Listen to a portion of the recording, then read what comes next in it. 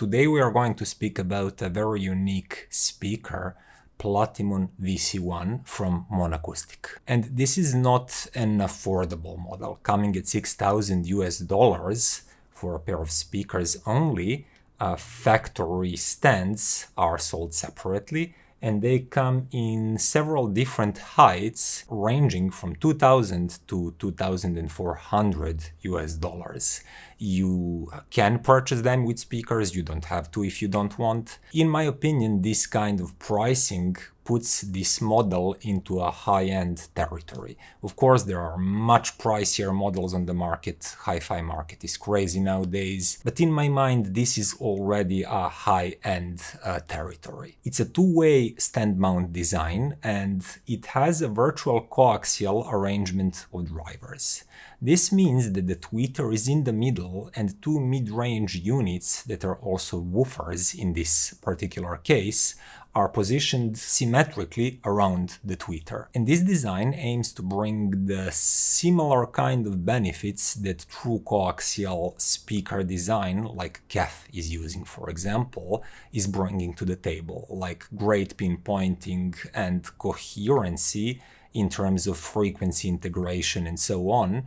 But it's not completely the same. It has some drawbacks, but it also has advantages. For example, it gives manufacturer a greater freedom when choosing woofers and tweeters. And what MonAcoustic chose for this model is an AMT tweeter. It's a folded ribbon. It provides very airy, very well extended high frequencies, and then polypropylene woofers around it. I think they're 5.25 or 5.5 inches each. I'll put that on the screen just to be sure. And all of these drivers are custom made for the brand. Then the box that they're housed in is made out of aluminum. Now the front panel and all the sides are aluminum. And this has some advantages and it has some challenges when designing a speaker. Some people, for example, say immediately like, oh no, I can hear aluminium ringing, but not if speaker is designed properly. And each material has its own drawbacks and qualities. For example, if you choose any wood-based materials, may that be like a real solid wood or some wooden particle boards like MDF, HDF, etc., you will always have challenges that come with that choice. For example, those wooden-based materials will resonate at lower frequencies. Because of that, if you really want a great wooden box, you have to do damping, bracing, or just accept that wooden resonance is in lower frequencies and their color and like warmth, but also a bit of muddiness that comes from that, is the part of the sound signature of the speaker. With aluminium, those resonating frequencies of the material itself are higher. I believe they're in kilohertz region. This box will have less struggles with clean bassline and mid-bass, but manufacturers have to be wise about damping those higher frequencies. And it's obvious that MonAcoustic didn't just make these and hoped for the best. They actually implemented several design choices for dampening those frequencies that could prove problematic for aluminum box. For example, they strategically used different kinds of foam inside of the box. Some wooden part on the drivers instead of metal ones are used, and I think also that the wood itself is carefully chosen because of its specific properties. Also, some real leather strips were used, and they're wrapped around the drivers and in some strategic positions once again for dampening those frequencies that could be problematic if the speaker was designed by a lesser designer. Next, PlatiMon VC One is a 91 dB speaker, and that's quite a decent sensitivity, especially for a stand mounter. And while I didn't measure any of that, I compared it to several speakers that I had at hand. And most of them are like 85, 86 dB, And I could easily notice that VC One is actually playing louder with the same amount of volume applied. And it really is a quite sensitive speaker. Other than that, it's declared as a 4 ohm speaker. And that might sound scary for some with power amplifiers or just integrated amplifiers with lower power rating, but in reality it is not really. I have several amplifiers that are not capable of providing great currents in low impedances, and they sounded really fine with PlatiMons. I never felt that I'm lacking drive or bass control or anything like that. So what I think is happening here is that MonAcoustic is being honest and fair about the impedance, average impedance of their speakers, and that it is around 4 ohms, but you do not have any nasty dips and current-hungry parts in the frequency response. So MonAcoustic being honest about this rating shouldn't scare you. These cooperated really well with all kinds of amplifiers. They are not power hungry and difficult to drive in my experience. And the last technical part that is maybe the most unique and most interesting about these speakers is their asymmetrical tuning of the bass reflex ports on the back. There are 2 bass reflex ports, they're of a different lengths and tuned to a different frequencies. More than that, there is also a symmetrical dampening with acoustic foam inside the speaker itself, which according to the manufacturer creates different pressure inside of the box, pressurizing these bass reflex ports in a different way or something like that, and also pressurizing the room around the speaker differently on one and on the other side of the speaker. Because of that, you have a dedicated left and dedicated right channel speaker. And of course, one of the first things that I did when I started testing them was to switch left and right channel. And the sound really changed. Soundstage was not equally big and three-dimensional. Sound was still really good, it was not some like night and day difference, but yes, when you follow left and right marks, you do get the best possible three-dimensional sound staging, meaning that this asymmetrical tuning of the bass reflexes and box and pressure inside of it is not just a marketing mumbo jumbo, it's really an innovative way of tuning a speaker and achieving even bigger sound stage than you could otherwise. One last thing that is also quite weird and unique. If you decide to use these speakers with their factory stands, which you don't have to do, the way speakers are mounted on these stands is over 3 metal balls. There are concave or convex, I'm not really sure, carvings on the bottom of the speakers, and the same but opposite one on the stand itself. And in between, when you put a metal ball, you have a safe nest for that ball to freely move left and right slightly, but never letting the speaker just slide over the stand, of course. And you can see that here. If I push it slightly, it moves. And depending on the way you look at it, this can be cool, scary, or just plain weird. Or maybe all of the above at once. But manufacturer says it plays yet another role in countering any sort of resonances that would encounter in a speaker or in a stand. Let's start with the tonality of PlatiMon VC One by talking about how it performs in several different frequency ranges.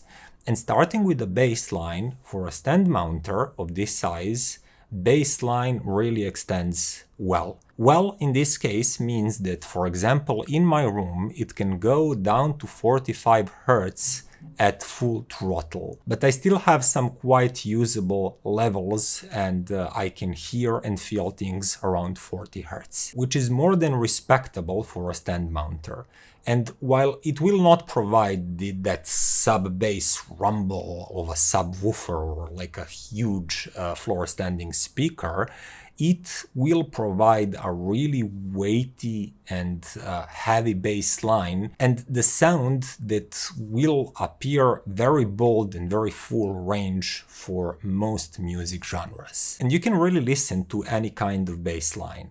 That may be electronic or acoustic double bass or something like that, and you will feel weighty, bold, authoritative bass line. But the thing is that the bass line is precise, quick, and very nimble at all times. It really does start and stop with a surgical precision, but even more than that, it's really tuneful, meaning that if the bass line is playing some tune, not just punching or kicking and then disappearing, like if you're listening a fantastic double bass or bass guitar player, PlatiMons will with ease follow the tune, the changes, the curves, shifts in level, in color, in pitch. The bass line sounds very tuneful, but as I said, that's not achieved by the bass line being lean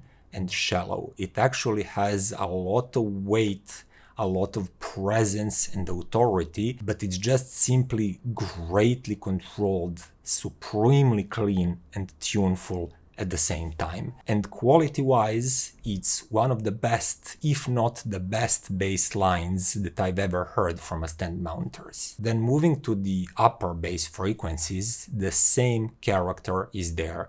It's still very bold, very authoritative, and quite punchy mid-bass, but at the same time very clean, very tuneful. It can follow any rhythm and any note with such ease. You can hear all of the bass line technicalities, and at no times it sounds muddy or too warm or hazy in any way. But this bass section, upper bass and everything, having that character, is also helping things like vocals or acoustic instruments that have chambers, for example, because vocals do sound big and chesty, and acoustic guitar, for example, like classical guitar, when played and when it's recorded that way, you do not only hear string plucks. There is a real sense of core and body coming from that chamber that roots the tone and gives it physicality, gives it believability in space. The thing here is that as you start moving higher the frequency spectrum, PlatiMons still sound fantastic. And the mid-range and upper mid-range and higher frequencies are pristinely clean. And they're so transparent and just informative in the best possible way that you can hear everything and anything happening in the recording. But the thing is, that doesn't come with any sort of nasty edginess in the mid-range, or scratchiness or sharpness to talk about. And in a very similar way, high frequencies, the highest frequencies, are truly well extended, and there's great radiant feeling to them. For example, highs can easily make any glass or metallic sound appear like truly glassy and metallic, like in a real life, in a way that requires that radiant and flowy zing that is not always easy to do for all speakers. But once again, the same story, even though it has great extension, great transparency, and it sounds very open and radiant, it doesn't have any harshness, it doesn't sizzle, and it doesn't pierce your ears in any way. So it's a great mix of just pristine transparency, but also some real natural lifelike smoothness and liquidity, and it makes everything sound so natural. Talking about that whole upper frequency part, and especially upper mid-range, there is even maybe a slightly laid-back character to PlatiMons. That's the part where many speakers can become aggressive and too forward-sounding, And there's great smoothness and liquidity in that region that for some reason doesn't deduct anything from its fantastic transparency. Most importantly to my ears, all of these parts that I just explained part by part, baseline, mid-range, high frequencies, are all so well connected in a natural way that at no point I'm thinking about sound coming from separate drivers and having slightly different character or tonality. Everything feels like a whole. But moving on from tonality, let's talk about dynamics for a moment.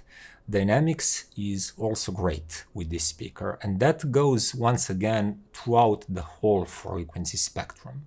Bassline can be punchy, it can be very forward and engaging and fast-paced, but on the other hand, when some subtlety and refinement is required, it does that splendidly too.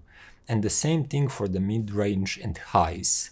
For some reason, even those higher frequencies feel snappy and dynamic and punchy. And for example, even cymbals have a sense of body and punchiness that is just not granted with all speakers. Often case, highest frequencies will sound highly revealing, open and airy, but just for some reason not really physical and dense enough. They do with PlatiMons here. And you can just feel that dynamic even with high frequency sounds. And I don't know if that's because of a great tweeter or something else, but it doesn't matter honestly, because the final result is here, and that is like very alive, snappy, fast, precise and dynamic sound coming across the frequency range. And lastly, talking about sound staging,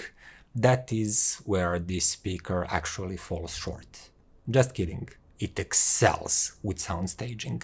It's probably the biggest, widest, deepest sound stage that I've ever heard from a stand mount speaker. In fact, if I ever heard just more vast sound stage, it was with some open baffle models, but not with a boxed speaker. Now width easily goes right of the right speaker, left of the left speaker, and that's not by some small margin, few centimeters. They can easily throw a sound stage beyond their boundaries. And if you're wondering how is that possible, it's possible because it's a virtual space that was recorded or added by a sound engineer. They can play with reverb effects, they can play with phase meddling and changes, and they can trick you that the sound is coming from the far left or far right, where there is no drivers and speakers to play that sound. And one example of that would be Roger Waters' album, like this one, and he likes playing with phase shifts and making those kind of fantastic, unrealistic sound stages, but you do need great system and great speakers to be able to hear that. But it's not only about width in all directions, it's the same story. Depth, if there's great recorded depth, for example in a natural spaces like big church hall or something like that, or once again added in post-production by the sound engineer, you can just hear some sounds coming from deep behind the speakers. There is great virtual room behind them, and the background darkness is fantastic. So these tones just emerge and they are firmly pinpointed in their place. Separation and just three-dimensional arrangement are fantastic. These can easily trick you that there is a virtual space behind them, and even if there is a wall at one point behind your speakers, that sound extends as if that wall doesn't exist. But listen to this, if something is recorded really forward, like a vocal or some energetic pluck of a string or something like that, drums in some songs for example, these will push those sounds forward and they can appear to float slightly in front of the speakers too. So it's not a one-trick pony. It's not like, oh, everything is back because they sound laid back. They do not sound laid back at all. They have range. They can sound laid back, they can sound really forward, they can sound wide, tall, and amazingly airy and radiant, but at the same time, just play some good old, I don't know, 50s, 60s, 70s recording jazz that sounds nice and calm and really natural and husky, and they'll play that. They're not doing some sort of trickery to make every song sound bigger than life. They have great range depending on the recording. And in my book, that's some true high fidelity. Now, if you follow my channel regularly, you know that I make extensive comparisons with other products. But in this review, I will keep that part shorter simply because I do not have true opponents that could stand up to these speakers. I do not just have 6, 7, 9, 10,000 US dollars speakers lying around my home. But just to put this overall sound quality in context, I did quickly compare them to KEF LS50s and CSS Criton 1XTD that are in my possession still. While both KEF and CSS are fantastic speakers on their own, with actually great three-dimensional sound staging and pinpointing, the PlatiMon VC One is on another level. The soundstage is even bigger, wider, and even more forward when it needs to be. Dynamics are greater, pinpointing is greater, and it's almost like where you could easily pinpoint an instrument with CSS and KEF, you can almost pinpoint different strings on a double bass with PlatiMon VC One. But it's not just about being analytical, just as I said, the whole sound stage is expanded more, they're more three-dimensional. When there is like a huge vocal, it sounds bigger, even fuller, even more physically embodied in between the speakers. So it's a clearly a tier or 2 tiers more likely higher product, and that was not fair comparisons for that KEF and CSS. But then I moved to my do-it-yourself project Spirit Winds, and I spent around 2,000 US dollars just on material for that speaker. Nowadays it would be more than that. After inflation that took here in the last several years, probably $2,500 if not more. And that project can take a win against some of the commercially available 5,000-6,000 US dollars speakers. One of those, for example, was Sonus Faber Amateur 2. That was not as dynamic, it didn't have as big of a sound stage, and it was just not as fully revealing as Spirit Wind. And I was really proud of that design. But when I compared it directly to PlatiMon VC One, I did notice that it could only partially compete. In the bass region, Spirit Wind showed strong performance and great punch and dynamics because of the great audio technology drivers. The tweeter is also great, by the way, top of the line Scan Speak, Silk Dome, but when moving up the frequency spectrum, the mid-range was just not as full and as three-dimensional and lifelike, and the highest frequencies lack that kind of great radiance and flow. Everything sounds more mate and drier with my own Spirit Winds than with like lifelike, lush, full sounding. And as I explained, even high frequencies that have dynamics and physicality to them, that kinda lacks a bit on my Spirit Wind project. And sound staging, while really good, is once again not as good as PlatiMon's. It is probably equally deep, but narrower, and when things are recorded to be forward, they are not as forward and not as present in the room. And while I still do love speakers that I personally built sparing no money, they are made of 5 layers, MDF, HDF, MDF, HDF, heavily braced, great dampening, and they're like 17 kilograms each, which just in weight terms matches PlatiMon's. In the overall sound fidelity, they are no match. And that brings us to the conclusion. And let's start with, if you asked me, like, but seriously, are there any flaws, anything that you object about these speakers?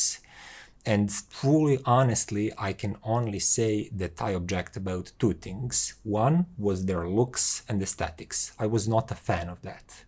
But the more I use them, and I think it took me less than a week, the more I get accustomed to it. And I think it's like this. You know, when you see like an average looking person on a street and you think like, yeah, he's or she's mid. I don't care about his or her face. But when you get to know them and they turn out to be a fantastic character, just like pleasant, warm, best kind of person that you could ever wish to meet or you would want as your partner or just your friend or somebody that will stay in your life. And after some time, when you look at their face, they look more beautiful and prettier to you because you connect it to that inner beauty, to their warmth, their fantastic advices and great smiles that you expect from them. I think it's like that. I fell in love with this speaker and with its sound and what it can do, and now I just cannot bring myself to think negatively about it, so I now even like the style. Another thing is for stands. I'm not sure that stands need to be this expensive, but maybe I'm wrong. I'm not sure. I do not manufacture premium speakers and premium stands. Aside from that, I cannot see any serious flaw with this speaker. Sound-wise, sonic-wise, they are fantastic. Both transparent, they sound like a squeaky clean window into everything. But just like the squeaky clean window that you cannot see and you can bang your head at it if you're not careful, they are the same way. For the most part, they'll remove that themselves from the equation. But that means that the rest of your system will be judged. And if the system is on pair with these speakers, that means absolutely fantastic. You'll hear it. If you have rich tone timbre, great harmonic richness, fantastic sound staging coming from your components, you'll hear that. On the other hand, if there's any harshness, any sort of zing, or anything problematic in your system, this speaker will probably reveal that more than most other speakers. I watched several reviews of these speakers, which I don't do usually for most models and everything I review, but I really loved them and I wanted to see what others think about them. And most people love them, like me. But one of those reviewers said that these sound like a really high-tier Focal speakers. They're immensely transparent, open and airy, but actually more humane than Focals. And I thought to myself, wow, this is a great description, because I heard great Focal speakers on multiple occasions, and while I admired their transparency and openness, I always thought there's a bit of splashiness and annoying sizzly character to highs that requires really careful matching, otherwise they will pierce through your head. PlatiMons don't do that. They're just greatly transparent, but also natural. What can I say? I love them.